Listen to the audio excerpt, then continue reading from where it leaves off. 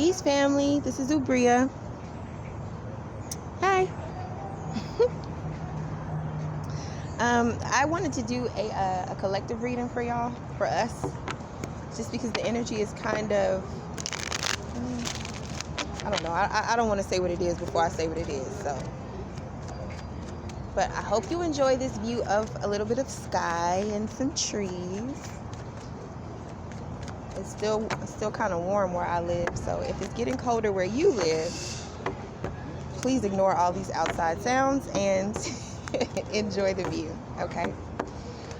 Today is October 21st, so we either just started Scorpio season or today is the first day of Scorpio season, but that means that the sun is in Scorpio, and Mercury is retrograde through Scorpio right now. So there's very heavy death energy in the air, kind of literally. Actually, I just found out that someone who I love passed away. I did not know. Someone else that I love passed away a couple weeks ago. So there's very literally death energy in the air, but also like heavy, just transformational energy as well. Okay. So let's see. I'm shuffling one deck, but now they're telling me to use a different one. Okay. Because you know different decks have different pictures. So, all right, but let's get a card for the collective energy. Okay, I'm going to do what's our energy, what's blocking us, what is the solution, and what is the outcome. Okay. And while I'm shuffling, if you could just take a moment to go ahead and like this video, just because I asked you to, and then also subscribe to my channel if you're not already subscribed. I lost 2 subscribers. I don't know why they left, but goodbye. But yeah, so I need to make them up. So I need at least 2 of y'all to subscribe during this video. Thank you very much. Okay, what is the collective energy? We have 9, the Hermit. In this deck, it's called Epiphany, actually. It says, joy through spiritual growth, be a light to others, answers that come through meditation. You guys can't, let me see, can you see this card? You see how this dude has his lamp, but he is about to walk down these steps? That's the thing. I feel like we're getting a glimpse into, oh, I didn't even notice this too, but he's actually in the entrance of a cave. So I feel like we are, as a collective, going down into our darkness. This is giving me a lot of messages at once, actually. Just with it being a 9 card, Virgo card, Hermit card, that is the energy of autumn, right? And my dad always told me that autumn makes him so sad because that's when everything starts to die. Oh, shit. I literally was just talking about that. So yeah, we just came out of a full year, out of 3 full seasons, right? That was 2020. And now it's like, before we go into 2021, we have to pass through the gates of the underworld, because there are certain things that we cannot take with us into 2021. And so those things have to die, or we have to kill them, or we have to go into the depths. There also may be some things that have to come with us into 2021 that we don't necessarily want to come with us, that we don't necessarily want to deal with. And so if we have monsters in our closet, or monsters in the basement, we have to go sit with them, humanize them, make friends with them, make peace with them, because they definitely coming with us into 2021. So we got to look at this shit, because I feel like there's certain parts of us, personalities, lives, friendships, whatever, that we don't necessarily want to look at or deal with, but we're going to have to take our little light, and we're going to have to deal with it. I feel like as we're going very deep right now as a collective, maybe deeper than we've ever gone before. We may be feeling things more intensely than we've ever felt them before, or thinking about things more deeply than we've ever thought about them before. But I just want to pay attention to these wings in this picture, because I feel like we need to remember that no matter how deep we go, we always have the ability to fly, to get out of these situations, thought patterns, emotions. So it's not that we'll get stuck there. I feel like we need to remember that we can go there. This is a big one, y'all. We can go there, but we don't have to get stuck there. So these feelings that we're feeling that are coming up, that are literally like changing us from the inside out, you know, it's that thing where it's like, you could be in a work meeting, right? And you have to keep a straight face. And maybe while you're in the meeting, your boss says, can you text me this information? So you go in your phone to text them this information, and you scroll past a number of someone who you love who has passed away. And all of a sudden, in the middle of your professional setting, where it's not cool to have an overabundance of emotion, now your eyes are welling up and your throat is closing up, and you just really need to bawl. You need to let it out, okay?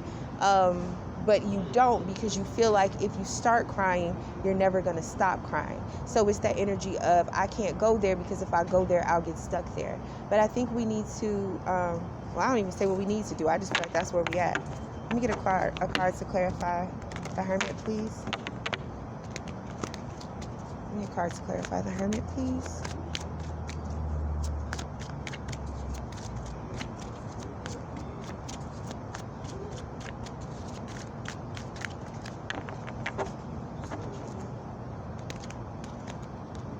Wow, we have another 9 card. The 9 of, in this deck is called the 9 of Ariel, but this is the 9 of Pentacles.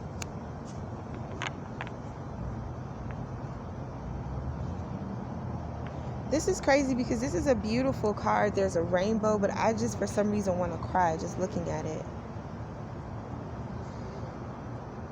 I feel like there's something that we want so badly. Because if you look here, see there's this rainbow in the background, and then if you look really closely at this Hermit, there's a rainbow actually haloing his energy. It's a rainbow halo.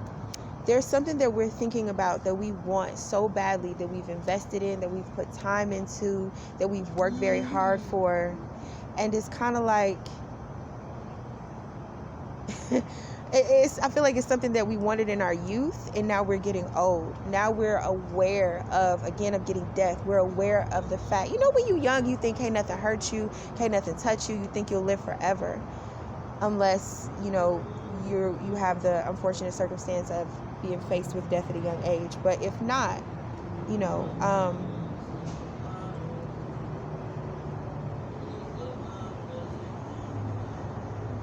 sorry, I was looking at another picture. What I'm saying is, I just feel like the energy that we're not, the realization that we're not invincible is starting to hit us. The realization that we actually need God is starting to hit us. And I feel like we're getting in a space where we might actually start to express that maybe within. So I'm getting like heavy prayers, heavy transformation. It's like we're in a space where mentally and emotionally we may be dealing with things that literally make us cry out and ask for God's help, because we're like, okay, I don't know how I'm going to handle this on my own. But I'm also getting that as we descend down into this darkness, that is actually very cleansing and is healing and is necessary before we move on to our next level. That's the thing, we cannot forget that there is a next level. It's like the things that we work for, the dreams that we have, they are possible, they are coming true. But first this, right? But first this pain, but first this heartbreak, this anguish, because it's like a clearing. The same way that we have dreams that we've been holding on to forever and working towards forever, we also have pains that we've been holding on to forever and that we've been just dealing with forever. And so it's kind of like two things can't occupy the same space at the same time. I mean, 9 is the number of the self, right? And both of these 9 cards came out. So it's kind of like we have to choose, who are we going to be? What energy are we going to allow to grow and thrive within us? So if we have these dreams, goals, aspirations, whether it's, marriage to that perfect somebody, or that dream job that allows you to be with your kids and do what you love, and financial stability, friendships that make you feel seen and heard and loved and appreciated, letting the art that's in your soul actually come out of your body and be witnessed by the rest of the world so other people can see your vision. All these dreams humans have, right? And they're not impossible, but they do require faith, and faith cannot occupy the same space as fear and discouragement and anguish and agony and depression, isolation, all those things. So I feel like God isn't saying like, okay, well, because you're not being faithful, because you're worried, because you're descending in the pits of despair, you're not going to get what you want. No, God is saying, okay, that's valid. Your feelings are valid. So you're going to have to process that. You're going to have to process it and actually enlighten the very dense space within you, so that the other things that you pray for have a space to come inside and to exist in your reality.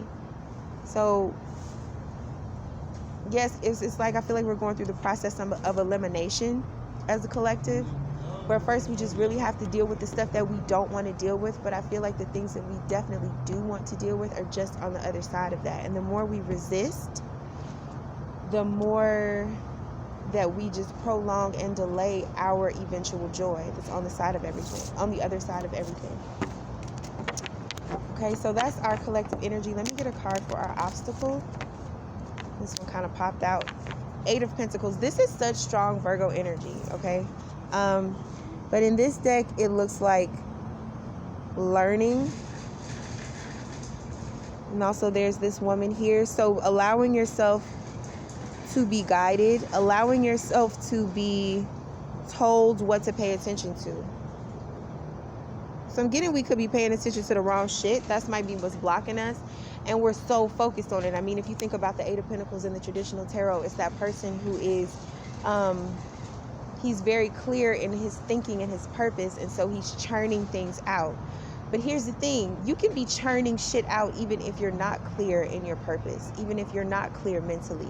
You could still just be doing the same thing over and over again, possibly expecting different results, because it's that energy of like, but I put so much work into it, so that's all it takes. I just have to keep doing it. But if you keep doing the wrong thing or the wrong thing for you, you're still not going to get the reward or the result that you want, even if you exhaust yourself. But if you just take a moment to focus on the right thing, you might be shocked at how much progress you make in a very short amount of time. So I'm getting that our obstacle, number one, is the fact that we think that it has to be hard. And I feel like that is, because maybe we thought that it does have to be hard, it has been hard. Because the universe tends to say yes, whatever you want or whatever you believe, the universe says, yes, that's true. That's what it is. So if we believe that things had to be difficult in order for us to reach this, peak of what we want, then I feel like the universe has granted our, wish, or it's not even a wish. It's like our expectation. If that's our expectation, then our expectations have been met. We expected it to be hard, so it is hard. So now if we could just allow, look, this person could have been looking in the book for this answer for 59 years, and then somebody just walked up, this angel, and says, oh no, the answer's right there. The word you're looking for is right there. What you need is right there. So I feel like the obstacle is that we don't let nobody tell us shit. We don't let nobody help us, and we be focused on the wrong shit diligently, putting all our energy towards it. And then so I'm getting that the obstacle is also the solution, which is if we find ourselves in the pits of despair, the easiest thing to do, instead of continuing to dig yourself down, is to simply ask for help. Ask for someone to show you a better way. Ask for someone to give you some of their guidance or advice. Or, have you ever been in a situation like this? Well, what did you do? How did you get out of this situation? Because I feel like help, help is right there if we ask for it. We have the Ace of Swords. They came out. See, this is the mountaintop as opposed to descending down like this hermit is doing. Okay?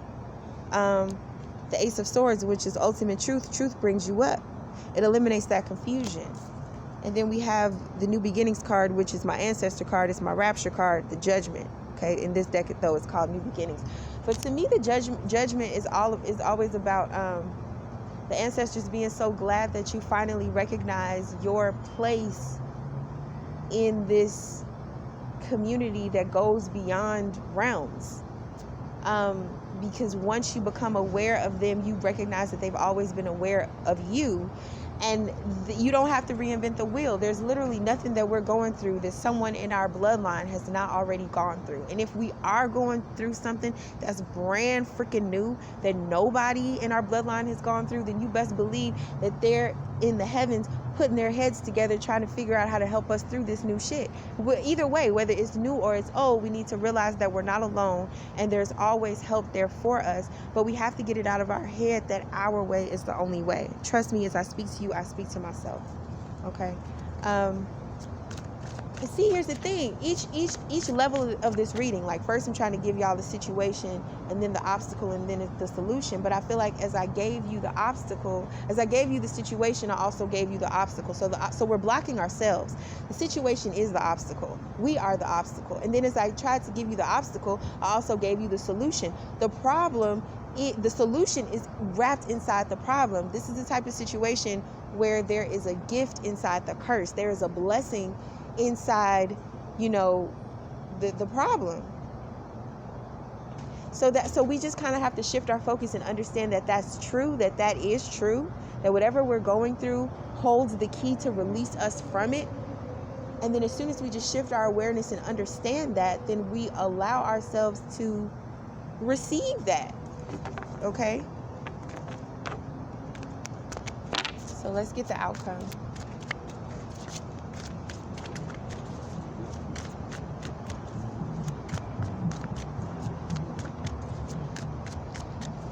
We really have to surrender this idea. Yep, the outcome, 6 of Pentacles. It says material needs get fulfilled in magical and unexpected ways. Acts of kindness, giving or receiving with a grateful heart. Because I feel like we're just a little bitty cell in the whole body of God. There is so much magic and mystery and wonderment that we don't let in because we are very narrow in our thinking. Our thinking tends to be based off our experience, and we haven't experienced very much. So we have to be open to what we don't understand still coming through for us. I think that's the peace that passeth understanding. Which is giving me 2 of Swords, Moon and Libra energy. Currently, we did have a new moon in Libra, so this is a Moon and Libra moon cycle. So I feel like we are going to be faced with situations that we don't know. It's like we should take the position that we don't know what to think and we don't know what to say, because we just going to wait on God and see what God thinks and see what God say about the situation. Because 9 times out of 10, the way God is looking at something is way different than the way you're looking at it. There's nothing that God can't do, but we're filled with all the awareness of what we cannot do. So I feel like the solution is if we're able to ask for help, if we're able to say, not my will but yours, God. If we're able to say, I don't know what the fuck I'm gonna do, I need some ancestral help. Grandmama, great-grandmama, great-granddaddy, whoever in my bloodline who is aware of me, who has dealt with what I'm dealing through, who has dealt with what I'm dealing with, please tell me how to get through this. Because it's like once we ask, we will answer. What does the Bible say? If you knock, the door will open. You seek, you will find. You ask, you will get an answer. I'm getting this is a very spiritual time where we're going to be knowing, not hoping, not believing, but knowing God is with us and has never forgotten us and has never left us, and that has always been thinking about us, planning for us, and praying for us. I'm gonna cut this off now because folks is loud. I love y'all. Bye.